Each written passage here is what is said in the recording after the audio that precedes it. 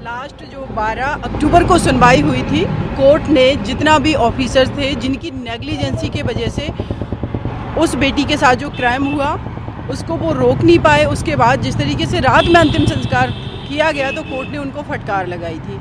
As a victim side से मैं उनके फैमिली को रिप्रेजेंट कर रही हूँ। मेरी जो डिमांड है कि कुछ पुलिस ऑफिसर्स को इन्होंने सस्पेंड किया है, हमारी डिमांड ये है कि उनको टर्मिनेट किया जाए, क्योंकि आज सस्पेंशन है, कल वो फिर बहाल हो जाएंगे और अगेन वो फिर ऐसा क्राइम करेंगे।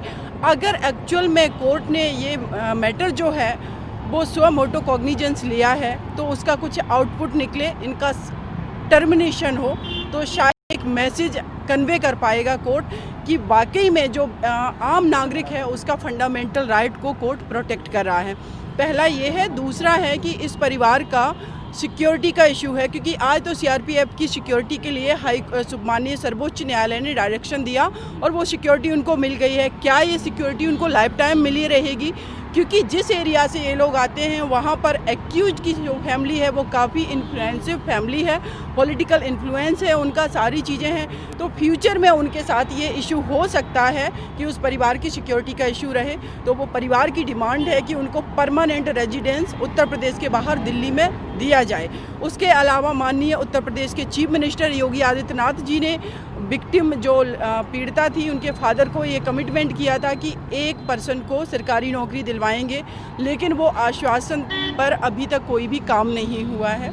उसके अलावा ये मैटर ट्रांसफ़र किया जाए, लेकिन इस कोर्ट को ये पावर नहीं है ट्रांसफ़र करने का। वो सुप्रीम कोर्ट को हम अप्रोच करेंगे आफ्टर कंप्लीट इन्वेस्टिगेशन जो है सीबीआई का। जी, ये हमारी डिमांड है। उसके अलावा एक और इम्पॉर्टेंट डिमांड है, वो है हमें चाहिए विमेंस सिक्योरिटी गारंटी अधिनियम, जिसमें पूरे देश की हर तरीके का जो क्राइम होता है, चाहे वो डोमेस्टिक वायलेंस हो, डॉवरी डेथ हो या रेप मैटर हो या हैरेसमेंट के जितने भी केसेस हैं, पोक्सो एक्ट है, वो सब इस एक्ट के अंतर्गत कवर हो जाएं।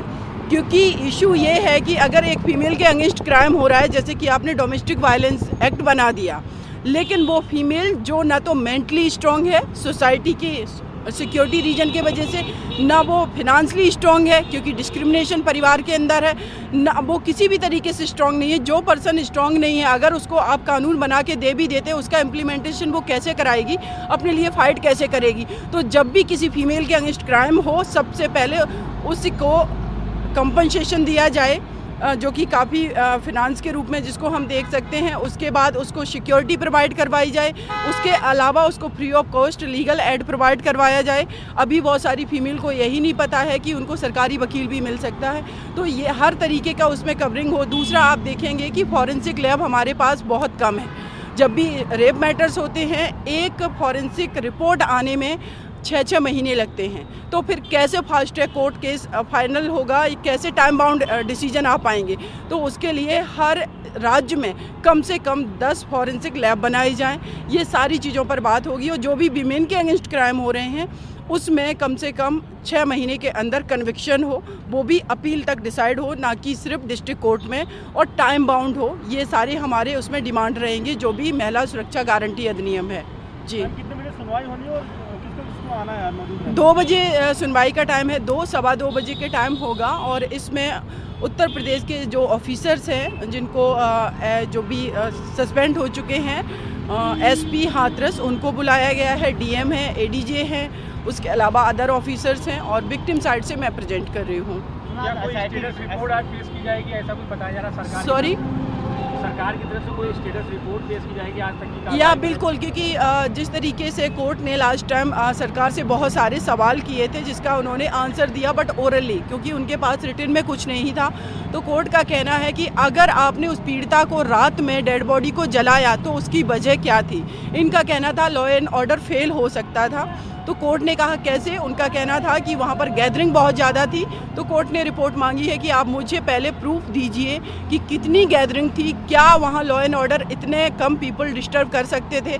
जैसे कि फैमिली का कहना है, या हम सब ने देखा और मीडिया ने भी दिखाया, करीब 500 मीटर के सराउंडिंग वहाँ पर कोई पर्सन नहीं दिख रहा था, सिर्फ फैमिली मेम्बर्स थे, जिसमें भी 50 से 60 लोग होंगे, जिनको पुलिस ने डिटेन कर रखा था और ज़्यादातर उस पॉइंट पर जहां पर पीड़िता का दाह संस्कार किया गया वहां पर कम से कम 200 से 250 के नियर अबाउट पुलिस ऑफिसर्स ही थे।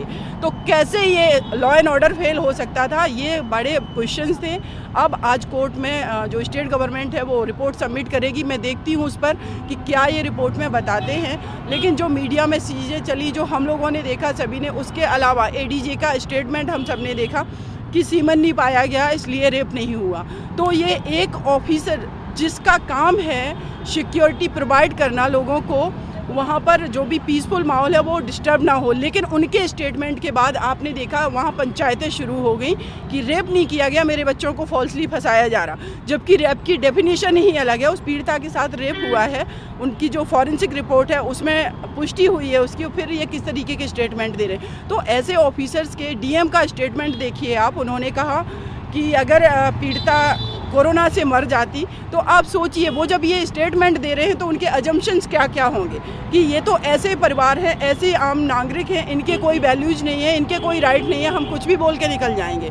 तो ये कोर्ट मुझे लगता है कि डायरेक्ट अपने जजमेंट जो भी आएगा बहुत अच्छा आएगा। आज सुनवाई होनी है कि एक मैसेज देश को जाएगा कि इस देश के हर नागरिक का इक्वल अधिकार है, उसके राइट का, आर्टिकल 21 का, आर्टिकल 19 का, उसको जीवन जीने का अधिकार है, गरिमामय माहौल में जीवन जीने का अधिकार है। जी, थैंक यू सो मच।